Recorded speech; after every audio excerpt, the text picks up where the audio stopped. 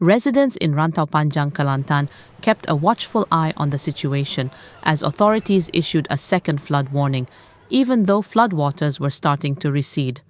The town, known for its shopping locations, was almost paralyzed after the main route into the area was flooded last week.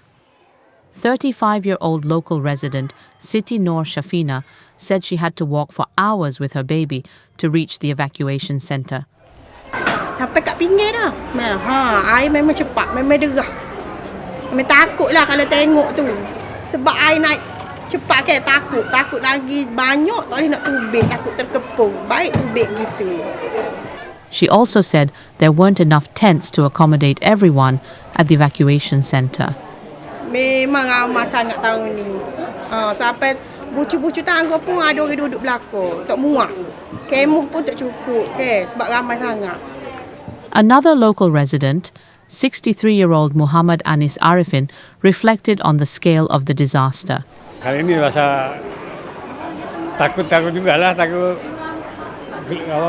air lagi besar lagi, kita bimbang tu. Kali ini dah 6 hari dah.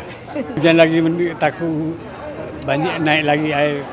As of Wednesday morning, the number of victims in flood-affected states dropped to 65,899 from 67,453 on Tuesday.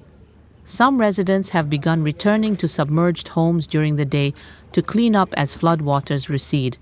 Yet they still stay at the evacuation center as authorities remain on guard for a second wave of floods this week. On Tuesday, Prime Minister Datuk Seri Anwar Ibrahim said the rains were far beyond expectations, with some East Coast areas getting more than 6 months' worth of rainfall between November 26th and November 30th.